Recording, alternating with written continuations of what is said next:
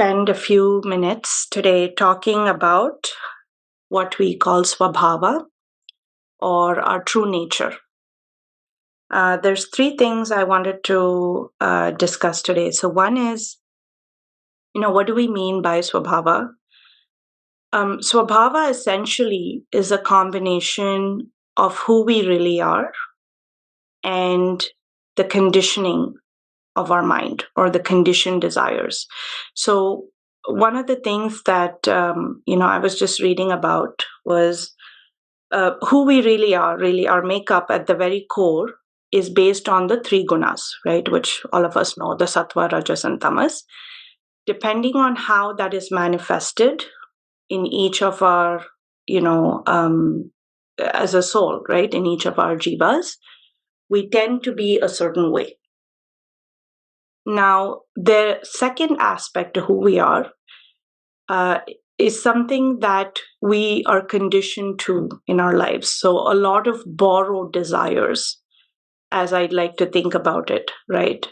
So one of the exercises I was doing recently is just thinking about, why we are attached to certain desires, or why we want certain things in our lives, and going back to where this desire even came from. So a lot of times growing up, maybe we were told that this is what you should be, or this is what you should achieve, or this is what society expects of you, and things like that. And that is a conditioning, that we're used to. And you live your life, and 10, 20 years later, you've forgotten why you're even chasing what you're chasing, as an example, right? So that is the conditioning of the mind. So a lot of who we are in our present world today is made up of these two things. So the first aspect of Svabhava, if we go back to our Vedic teachings and trace it back to the varnashramas, right? In terms of the Brahmanas, Kshatriyas, Vaishyas, and Shudras, though it has developed, unfortunately, into the caste system that it is, originally it was based on our inclination, right? It was not based on your birth. That is the origins of the Varnashrama in our Vedic teachings. And a lot of that inclination is related to our Svabhava. Now, when we think about why this is important, is because there is a link to what we call Swadharma, right? Which is our own dharmic purpose. And it's very hard to establish in our practical lives what Swadharma is without knowing what Svabhava is.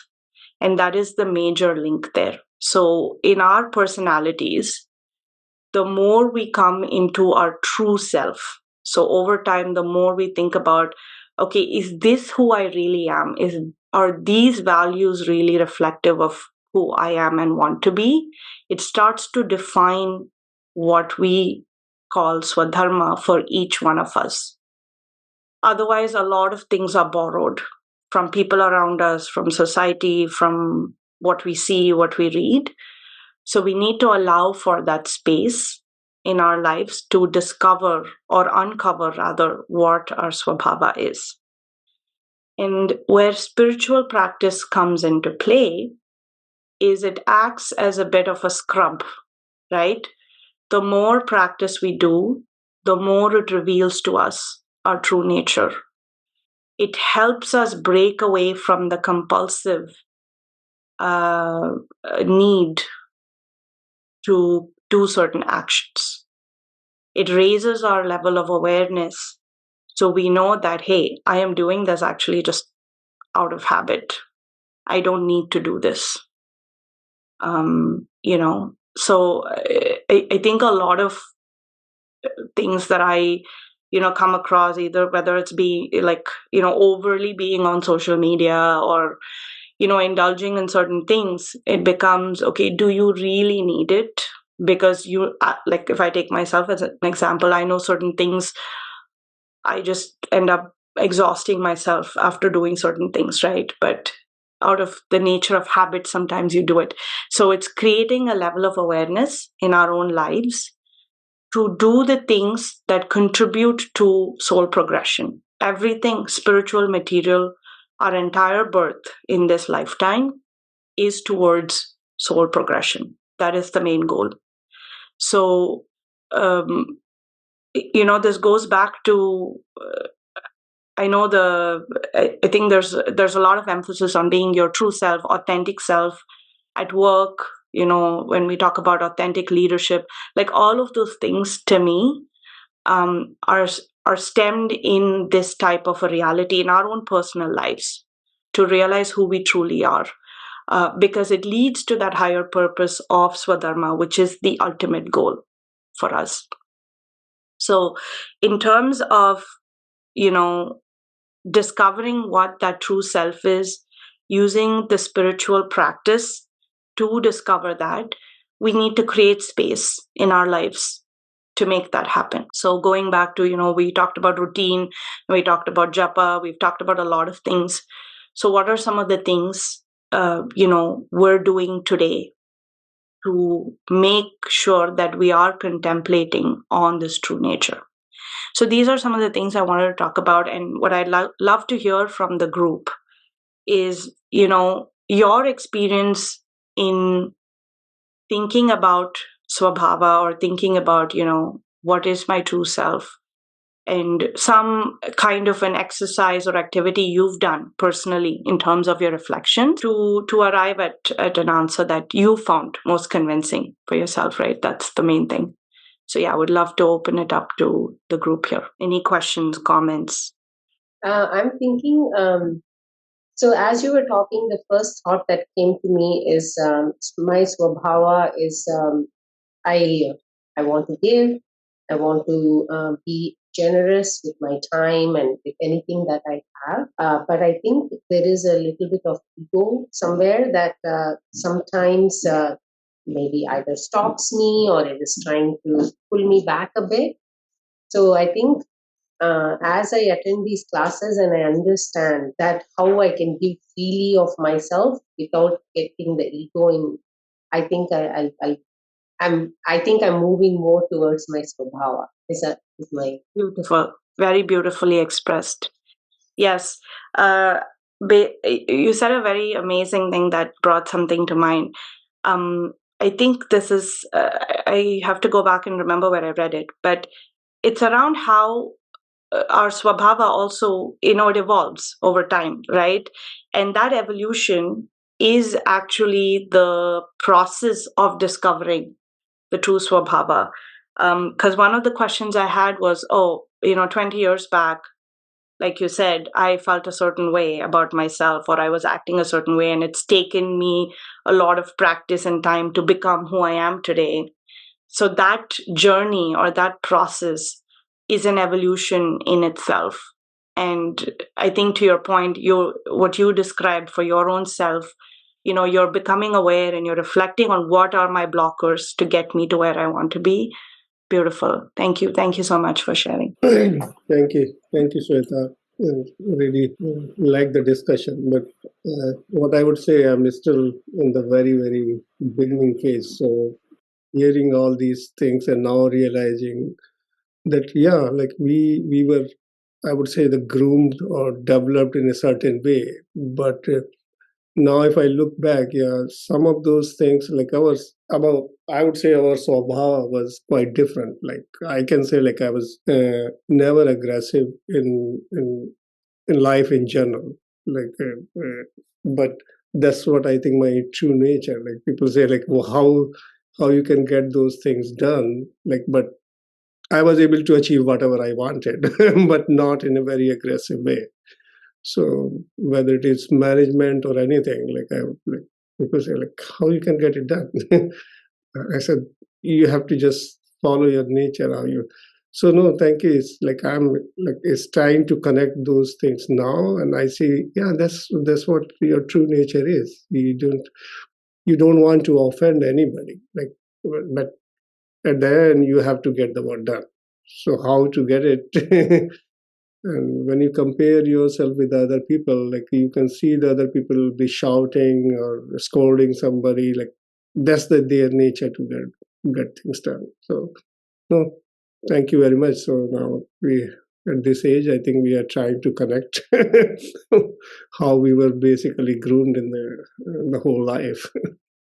You bring up a very fantastic example, Pradeepji, because I think you are basically describing how you've taken your Svabhava to establish Swadharma. Swadharma is what we make to be our rules, right, of life. This is how I'm going to live my life, and I'm very comfortable in my true nature. So listening to you, Pradeepji, it's like you were kind of at that, that point where you've understood your true nature.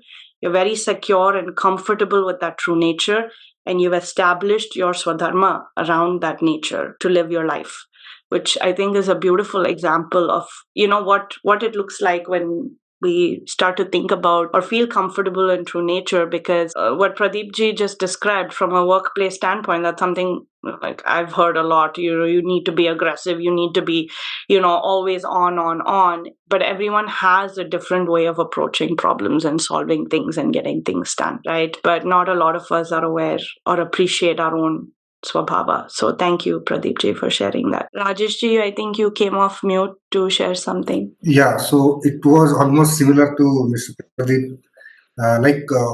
Additionally, what I can say, in addition to the grooming surroundings and those also affects our swabha. But at the same time, when you are working with a team or a group of people, and while so quite for some time you will be acting differently because of your professional requirements. You will be aggressive sometimes, you will be angry with someone for some time. But as your basic nature, they also tend to know over the time, and they will also not mind to that extent. Like someone very aggressive all the time, and someone who is very relaxed and calming type person, giving comfort to the people. And sometimes he is aggressive. His emotions are taken very very seriously.